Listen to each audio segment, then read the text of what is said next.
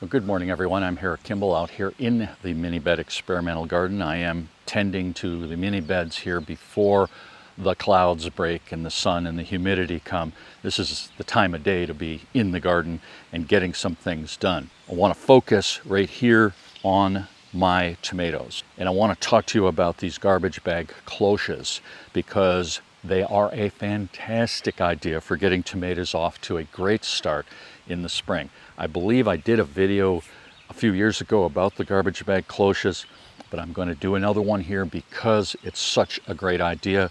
And I am going to tell you about another idea that I started doing in the mini beds last year in the tomato mini beds that worked out really well. It starts with the tomato, of course, and I planted these tomatoes all when they were very small, very small.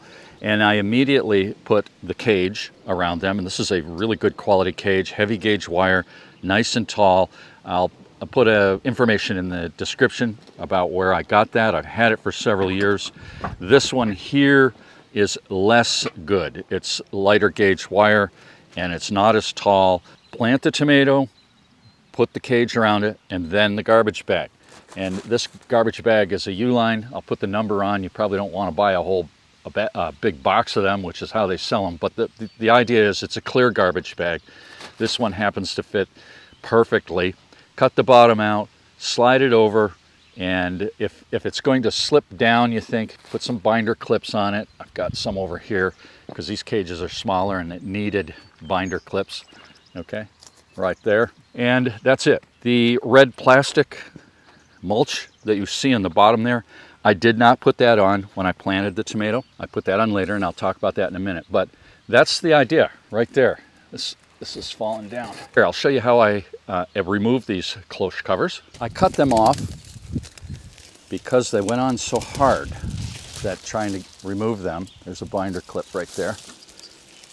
Trying to remove them any other way would just be too much effort. Although on this one over here, the smaller cages, the ones that I don't like as well, it probably could pull right off the top. So that's the concept. It could not be simpler. You get a good quality tomato cage. You put the garbage bag covering on it when you plant the tomato, and you plant the tomato really young. You can plant it before other people are planting tomatoes without the cloche because it's protected. Now these tomatoes are all determinate Roma tomatoes. They're only going to grow to fill this cage, and they will grow to fill the cage. One tomato, you might think, well, that's a waste of space. It's not. The tomato is going to thrive. It's going to reach its full potential in this mini bed. Lots of root space, lots of captured subsoil moisture all the way around it. And it's got fertility because I put a little fertility in the soil when I planted the tomato. That's that. Now the plastic, the red plastic, let me quickly tell you about that. Last year, I started putting the red plastic into the mini beds around the tomatoes.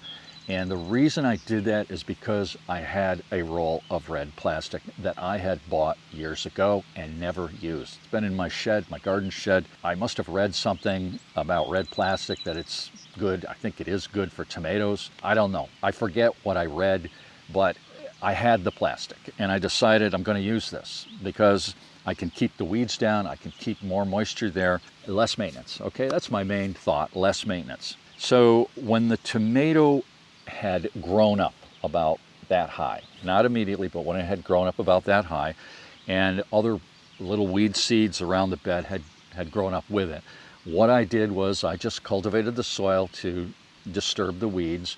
I put a little bit of shredded leaves over the top of the soil, cut a 4-inch diameter hole in the middle of the plastic, and I put that down around the tomato plant.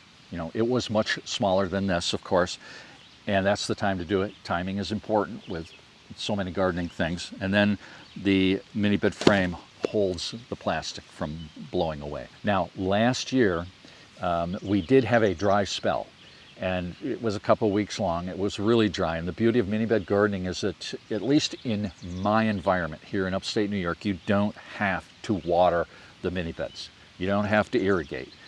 But if you get a really dry spell, it probably is best to do some irrigation. And what I did was I set up my bucket, irrigation kits, put a whole pail of water once a week, directed the end of the hose, and I put a large volume of water into the base of the tomato so that it saturated the soil under the plastic, okay?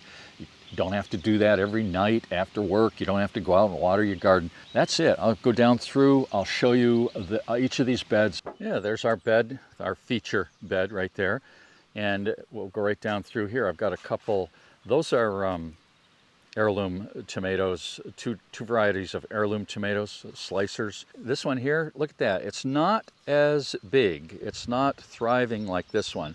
And that is because not all plants are created equal. There is no equality in the natural world. Some plants do better than others.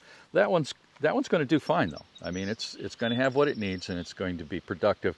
Probably not as productive as these bigger ones. There's a pretty good one. Here's a superstar right here, a really good looking tomato. These I've just uncovered this morning. All right, yeah, that's it. Now I've got other things in the garden looking good. I'll give you a quick view. I've got celery over here. I've got parsley over there. I've got onion beds, lots of onion beds there. We've got several pepper beds down through here. I've got a zucchini right there. The potatoes are doing good, and I've got a technique I'm trying there with some of my red plastic. I bought a big roll of it.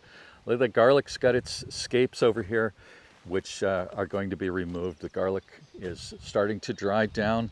It's, what is it? We're like mid-June now, and in July we'll be harvesting that. Now I've got some beets here, a beet bed. I've got beans, only 4 plants to a bed of beans. That doesn't seem like much, does it? Well, they do amazingly well. And we've got another bean over here, the Carminant, the climbing beans. These are fun. I've got them on a string trellis. And you see how they're growing right up there. They're going to fill up. These are the beans that are purple, and then when you cook them, they turn green. All right, I've got some cherry tomatoes over here that I'm going to get strings and guide them up the strings. That's the best looking one. And then, like I said, we do not have equality in the natural world. We've got a small tomato in between these others. The bluebirds have been out. They're not very photogenic. The garden's looking really good so far, and hopefully that will continue to be the case. Thanks a lot for watching, everybody. We'll see you in the next one.